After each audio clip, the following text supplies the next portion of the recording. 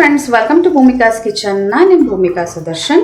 ಇವತ್ತು ಟೇಸ್ಟಿಯಾಗಿರೋವಂಥ ಬಗಾರ ಬೆಂಗನ್ ಆಂಧ್ರ ಶೈಲಿಯ ಅಂದರೆ ಬದನೆಕಾಯಿ ಎಣ್ಗಾಯಿ ಮಾಡೋದು ಹೇಗೆ ಅಂತ ತೋರಿಸ್ತಾ ಇದ್ದೀನಿ. ಬಗಾರ ಅಂತ ಅಂದರೆ ಏನಿಲ್ಲ, ಒಗ್ಗರಣೆ ಪಲ್ಯ ಅಂತ ಅಂದ್ಬಿಟ್ಟು ಒಗ್ಗರಣೆ ಹಾಕಿರೋದು ಬದನೆಕಾಯಿಗೆ. ಅದನ್ನೇ ಒಂದು ಸ್ವಲ್ಪ ಮಸಾಲೆ ಭರಿತವಾಗಿ ಮಾಡಿದ್ರಂತೂ ತುಂಬಾ ರುಚಿಯಾಗಿರುತ್ತೆ. ಬನ್ನಿ ಮಾಡೋದು ಹೇಗೆ ಅಂತ ನೋಡ್ಕೊಳ್ಳೋಣ. ಇದಂತೂ ರೊಟ್ಟಿ, ಚಪಾತಿ ಎಲ್ಲದ್ರ ಜೊತೆನೂ ಒಳ್ಳೆ ಕಾಂಬಿನೇಷನ್ನು. ನೋಡೋಣ. ಇವಾಗ ಒಂದು ದಪ್ಪ ತಳ ಇರೋವಂಥ ಪಾತ್ರೆ ಒಳಗಡೆ 1/4 ಕಪ್ಪು ಕಡಲೆಕಾಯಿ ಬೀಜ ಹಾಕೊಂಡಿದ್ದೀನಿ. ಕಡಲೆಕಾಯಿ ಬೀಜನ ಚೆನ್ನಾಗಿ ರೋಸ್ಟ್ ಮಾಡ್ಕೊಳ್ತೀನಿ. ಕಡಲೆಕಾಯಿ ಬೀಜ ಚಟಪಟ ಅಂತ ಇದೆ, ಗರಿಗರಿಯಾಗಿ ಚೆನ್ನಾಗಿ ರೋಸ್ಟ್ ಆಗಿದೆ. ಈ ಟೈಮಲ್ಲಿ ಧನಿಯಾ 1 ಟೇಬಲ್ ಸ್ಪೂನ್, ಅರ್ಧ ಟೇಬಲ್ ಸ್ಪೂನ್ ಜೀರಿಗೆ ಹಾಕೊಂಡಿದ್ದೀನಿ. ಒಳ್ಳೆ ಘಮ ಬರೋವರೆಗೂ ರೋಸ್ಟ್ ಮಾಡ್ಕೊಳ್ತೀನಿ. ಬಾಣಲಿ ತುಂಬ ಬಿಸಿ ಇರೋದ್ರಿಂದ ಬೇಗನೆ ಘಮ ಬರ್ತಾ ಇದೆ ಧನಿಯಾ. ಇವಾಗ 1 ಟೇಬಲ್ ಸ್ಪೂನ್ ಬಿಳಿ ಎಳ್ಳು, ಜೊತೆಯಲ್ಲೇ ಗಸಗಸೆ 1 ಟೀ ಸ್ಪೂನ್, ಒಣ ಕೊಬ್ಬರಿ 1/4 ಕಪ್ಗೂ ಒಂಚೂರು ಕಮ್ಮಿ ಹಾಕ್ಕೊಂಡು ಅದನ್ನು ಚೆನ್ನಾಗಿ ಮಿಕ್ಸ್ ಮಾಡ್ಕೊಳ್ತಾ ಇದ್ದೀನಿ. ಎಳ್ಳು ಗಸಗಸೆದೆಲ್ಲ ಒಳ್ಳೆ ಘಮ ಬರೋಕ್ಕೆ ಶುರು ಆಗಿದೆ. ಇವಾಗ ಸ್ಟವ್ ಆಫ್ ಮಾಡ್ಕೊಳ್ತಿದ್ದೀನಿ. ಇದು ತಣ್ಣಗಾದ್ಮೇಲೆ ಮಿಕ್ಸರ್ ಜಾರ್ ಒಳಗಡೆ ಹಾಕ್ಕೊಳ್ತೀನಿ.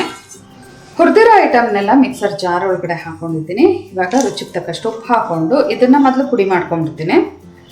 ಗೋಲಿ ಗಾತ್ರದ ಹುಣಸೆ ಹಣ್ಣಿಗೆ 1 ಕಪ್ ನೀರು ಹಾಕ್ಕೊಂಡು ತೆಳುವಾಗಿ ರಸ ತೊಗೊಂಡಿದ್ದೀನಿ. ಇದರಲ್ಲಿ ಒಂದು ಸ್ವಲ್ಪ ಭಾಗ ಹಾಕ್ಕೊಂಡು ಇದನ್ನು ಸ್ಮೂತಾಗಿ ಪೇಸ್ಟ್ ಮಾಡ್ಕೊಳ್ತೀನಿ. ಹುಣಸೆ ಹಣ್ಣಿನ ರಸದ ಜೊತೆಗೆ ಇನ್ನೊಂದು 1/4 ಕಪ್ಪಷ್ಟು ನೀರು ಹಾಕ್ಕೊಂಡು ಈ ಥರ ಫೈನ್ ಪೇಸ್ಟ್ ಮಾಡ್ಕೊಂಡಿದ್ದೀನಿ. ಇದನ್ನು ಇವಾಗ ಬದನೆಕಾಯಿ ಒಳಗಡೆ ಸ್ಟಫ್ ಮಾಡೋಣ. 5 ಬದನೆಕಾಯಿನ ಉಂಡೆ ಬದನೆಕಾಯಿ ತೊಗೊಂಡಿದ್ದೀನಿ. ಪ್ಲಸ್ ಆಕಾರದಲ್ಲಿ ಕಟ್ ಮಾಡಿಕೊಂಡು ಒಳಗಡೆ ಎಲ್ಲ ಕ್ಲೀನಾಗಿದೆಯಾ ಅಂತ ನೋಡ್ಕೋಬೇಕು. ವಿಜುವಲ್ ಇಂಪ್ಯಾಕ್ಟ್ಸ್ ಮಾಡ್ತಾ ಇರೋರು ಬೇರೆಯವ್ರ ಹೆಲ್ಪ್ ತೊಗೊಂಡು ನೀವು ಕ್ಲೀನಾಗಿದೆಯಾ ಅಂತ ನೋಡ್ಕೊಳ್ಳಿ. ತೊಟ್ಟು ನಾನು ಫುಲ್ ತೆಗ್ದಿಲ್ಲ ನೋಡಿ, ಮೇಲ್ಗಡೆ ಒಂದು ಸ್ವಲ್ಪ ಕಡ್ಡಿ ಥರ ಇರುತ್ತಲ್ಲ ಅದು ಮಾತ್ರ ತೆಗ್ದಿದ್ದೀನಿ. ಸ್ಟಫ್ ಮಾಡ್ಕೋತಾ ಇದ್ದೀನಿ. ನೀವು ಪ್ಲಸ್ ಆಕಾರದಲ್ಲಿ ಕಟ್ ಮಾಡಿದ್ಮೇಲೆ ನೀರೊಳಗೆ ಹಾಕಬೇಕು. ಆ ನೀರಿಗೆ ನೀವು ಅಕ್ಕಿ ಅಥವಾ ರಾಗಿ ಅಥವಾ ಜೋಳದ ಹಿಟ್ಟು ಯಾವುದು ಬೇಕಾದರೂ ಹಿಟ್ಟುಗಳನ್ನ ಅದರಲ್ಲಿ ಹಾಕಿ ನೆನೆಸಿಡಿ. ಆವಾಗ ನಿಮಗೆ ಒಂದು ಬದನೆಕಾಯಿ ಕಪ್ಪಾಗಲ್ಲ, ಜೊತೆಗೆ ಒಗ್ಗರಂಶ ಇರೋದಿಲ್ಲ. ಈ ಥರ ಕ್ಲೀನಾಗಿ ಸ್ಟಫ್ ಮಾಡ್ಕೋತೀನಿ. ಎಲ್ಲದಕ್ಕೂ ಸ್ಟಫಿಂಗ್ ಮಾಡ್ಕೊಂಡಿದ್ದೀನಿ. ನೋಡಿ, ಇನ್ನೂ ಇಷ್ಟು ಗ್ರೇವಿ ಮಿಕ್ಕಿದೆ. ಇದನ್ನು ನಾವು ಒಗ್ಗರಣೆಗೆ ಹಾಕ್ತೀವಲ್ಲ ಆ ಟೈಮಲ್ಲಿ ಹಾಕ್ಕೊಳ್ಳೋಣ. ದಪ್ಪದಳ ಇರೋವಂಥ ಪಾತ್ರೆ ಅಥವಾ ಬಾಣಲಿ ತೊಗೊಂಡು ಅದಕ್ಕೆ 3 ರಿಂದ 4 ಟೇಬಲ್ ಸ್ಪೂನ್ ಎಣ್ಣೆ ಹಾಕಿದ್ದೀನಿ. ಎಣ್ಣೆ ಒಂಚೂರು ಚೆನ್ನಾಗಿ ಬಿಸಿ ಆಗ್ತಿದ್ದ ಹಾಗೆ ಸಾಸಿವೆ, ಜೀರಿಗೆ, ಮೆಂತ್ಯ ಅಂತೂ ಒಂಚೂರು ಹಾಕೊಳ್ಳಿ ಸಾಕು. ಇದೆಲ್ಲ ಒಳ್ಳೆ ಘಮ ಬರೋವರೆಗೂ ಫ್ರೈ ಮಾಡ್ಕೊಳ್ತೀನಿ. ಮೆಂತ್ಯ ಅದು ಒಳ್ಳೆ ಘಮ ಬರುತ್ತೆ. ನಂತರ ಇಂಗು ಚಿಟಿಕೆ, ಶುಂಠಿ ಬೆಳ್ಳುಳ್ಳಿ ಪೇಸ್ಟ್ ಆದರೂ ಹಾಕೊಳ್ಳಿ. ಇಲ್ಲ ಅಂತ ಅಂದರೆ ಒಂದು 4 ಬೆಳ್ಳುಳ್ಳಿ, ಒಂದು ಅರ್ಧ ಇಂಚು ಶುಂಠಿನ ಕುಟ್ಬಿಟ್ಟು ಹಾಕೋಬೇಕು. ಚೆನ್ನಾಗಿ ಈ ಥರ ಮಿಕ್ಸ್ ಮಾಡ್ಕೊಳ್ತೀನಿ. ಶುಂಠಿ ಬೆಳ್ಳುಳ್ಳಿದು ಹಸಿ ಘಮ ಹೋಗ್ತಿದ್ದ ಹಾಗೆ ಉದ್ದದ ಮೆಣಸಿನ್ಕಾಯಿ 2 ಅರ್ಧ ಕಟ್ ಮಾಡಿಬಿಟ್ಟು ಉದ್ದ ಕೀಳ್ಕೊಂಡಿದ್ದೀನಿ. ಜೊತೆಯಲ್ಲೇ 1 ಚಿಕ್ಕ ಸೈಜ್ ಈರುಳ್ಳಿ ಸಣ್ಣದಾಗಿ ಕಟ್ ಮಾಡ್ಕೊಂಡಿರೋದು ಫೈನ್ಲಿ ಚಾಪ್, ಕರಿಬೇವಿನ ಸೊಪ್ಪು 1 ಗರಿ. ಈ ಈರುಳ್ಳಿ ಚೆನ್ನಾಗಿ ಸಾಫ್ಟಾಗಿ ಬೇಯಬೇಕು, ಅಲ್ಲಿವರೆಗೂ ಫ್ರೈ ಮಾಡ್ಕೊಳ್ಳೋಣ. ಈರುಳ್ಳಿ ಒಳ್ಳೆ ಘಮ ಬರ್ತಾ ಇದೆ, ಚೆನ್ನಾಗಿ ಸಾಫ್ಟ್ ಕೂಡ ಆಗಿದೆ. 1 ಟೀ ಸ್ಪೂನ್ ಅಚ್ಚಕಾರದ ಪುಡಿ, ಅರಶಿನ 1/4 ಟೀ ಸ್ಪೂನ್ ಅಥವಾ ನೀವು ಖಾರಕ್ಕೆ ತಕ್ಕ ಹಾಗೆ ನೋಡ್ಕೊಂಡು ಹಾಕೊಳ್ಳಿ. ಹಸಿಮೆಣಸಿನ್ಕಾಯಿ ಹಾಕಿರೋದ್ರಿಂದ ಈ ಥರ ಚೆನ್ನಾಗಿ ಮಿಕ್ಸ್ ಮಾಡ್ಕೊಂಡಿದ್ದೀನಿ. ಇವಾಗ ಸ್ಟಫಿಂಗ್ ಇಟ್ಕೊಂಡ್ಬಿಡ್ತೀನಿ. ಕಂಪ್ಲೀಟ್ ಲೋ ಫ್ಲೇಮ್ ಮಾಡಿ. ಹಸಿಮೆಣಸಿನ್ಕಾಯಿ, ಅಚ್ಚಕಾರದ ಪುಡಿ ಎಲ್ಲ ಹಾಕಿರೋದ್ರಿಂದ ಇಲ್ಲಾಂದರೆ ಸೀದೋಗ್ಬಿಡುತ್ತೆ.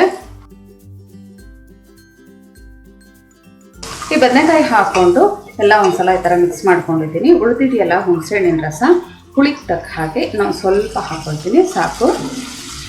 ಎಲ್ಲ ಚೆನ್ನಾಗಿ ಮಿಕ್ಸ್ ಮಾಡ್ಕೊಂಡಿದ್ದು ಉಳಿದಿರೋ ಅಂಥ ಮಿಶ್ರಣಕ್ಕೆ ಸ್ವಲ್ಪ ನೀರು ಹಾಕ್ಕೊಳ್ತೀನಿ.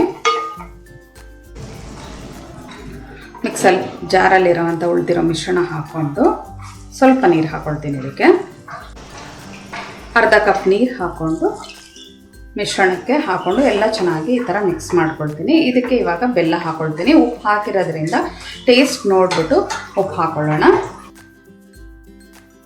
ಉಪ್ಪು ಹುಳಿ ಖಾರಕ್ಕೆ ಬ್ಯಾಲೆನ್ಸ್ ಆಗೋಕ್ಕೆ ಒಂದು ಅರ್ಧ ಟೀ ಸ್ಪೂನು ಅಥವಾ 1 ಟೀ ಸ್ಪೂನ್, ಅದಕ್ಕಿಂತ ಜಾಸ್ತಿ ಬೆಲ್ಲ ಬೇಡ, ಹಾಕ್ಕೊಂಡು ಇವಾಗ ಹೈ ಫ್ಲೇಮ್ ಮಾಡಿದ್ದೀನಿ. ಕುದಿಯೋದಕ್ಕೆ ಶುರು ಆಗಲಿ. ಕುದಿ ಬರೋದಕ್ಕೆ ಶುರು ಆಗಿದೆ. ಒಂಚೂರು ಉಪ್ಪು ಕಮ್ಮಿ ಅನಿಸುತ್ತು, ಉಪ್ಪಿನ ಪುಡಿ ಒಂಚೂರು ಹಾಕ್ಕೊಳ್ತಾ ಇದ್ದೀನಿ. ಒಂದ್ಸಲ ಮಿಕ್ಸ್ ಮಾಡಿ ಇವಾಗ ಲಿಡ್ ಕ್ಲೋಸ್ ಮಾಡ್ಕೊಳ್ತೀನಿ. ಲಿಡ್ ಕ್ಲೋಸ್ ಮಾಡಿಕೊಂಡು ಒಂದು 5 ನಿಮಿಷ ಫಸ್ಟ್ ಬೇಯಿಸ್ಕೊಳ್ಳೋಣ. ಬದನೆಕಾಯಿ ಸಾಫ್ಟಾಗಿ ಚೆನ್ನಾಗಿ ಬೇಯಬೇಕು. ಲಿಡ್ ಓಪನ್ ಮಾಡಿಕೊಂಡು ಒಂದ್ಸಲ ಮಿಕ್ಸ್ ಮಾಡ್ಕೊಳ್ತೀನಿ. ಒಂದು 5 ನಿಮಿಷ ಬೇಯಿಸ್ಕೊಂಡಿದ್ದೆ. ಇವಾಗ ಒಂದು ಟೊಮೆಟೊ ಸಣ್ಣದಾಗಾದರೂ ಕಟ್ ಮಾಡ್ಕೊಳ್ಳಿ, ಇಲ್ಲ ನಿಮಗೆ ಬಾಯಿಗೆ ಸಿಗೋ ಹಾಗಿರಬೇಕು ಅಂದರೆ ದಪ್ಪದಾಗಾದರೂ ಕಟ್ ಮಾಡಿಬಿಟ್ಟು ಹಾಕ್ಕೊಳ್ಳಿ. ಎಲ್ಲ ಚೆನ್ನಾಗಿ ಮಿಕ್ಸ್ ಮಾಡ್ಕೊಳ್ತಾ ಇದ್ದೀನಿ. ಇನ್ನೊಂದು ಸ್ವಲ್ಪ ನೀರು ಹಾಕ್ಕೊಳ್ಳೋಣ. ಇನ್ನೊಂದು ಅರ್ಧ ಲೋಟ ನೀರು ಹಾಕ್ಕೊಂಡು ಎಲ್ಲ ಚೆನ್ನಾಗಿ ಮಿಕ್ಸ್ ಮಾಡ್ಕೊಳ್ತೀನಿ. ಉಪ್ಪು ಹುಳಿ ಖಾರ ಎಲ್ಲ ನೋಡಿಬಿಟ್ಟು ಅವಶ್ಯಕತೆ ಇದ್ದರೆ ಈ ಟೈಮಲ್ಲಿ ಹಾಕೋಬೋದು. ಇವಾಗ ಲಿಡ್ ಕ್ಲೋಸ್ ಮಾಡ್ಕೊಂಡು ಇನ್ನೊಂದು 10 ನಿಮಿಷ ಇದನ್ನು ಚೆನ್ನಾಗಿ ಬೇಯಿಸ್ಕೊಳ್ಳೋಣ. ಬದನೆಕಾಯಿ ಸಾಫ್ಟಾಗಿ ಬೇಯಬೇಕು, ಅಲ್ಲಿವರೆಗೂ ಬೇಯಿಸ್ಕೊಳ್ತೀನಿ. ಮಧ್ಯ ಮಧ್ಯ ಮಿಕ್ಸ್ ಮಾಡಿಕೊಡ್ತಾ ಇರಿ. ಲೋ ಫ್ಲೇಮಲ್ಲಿ ಬೇಯಿಸ್ಕೋಬೇಕು.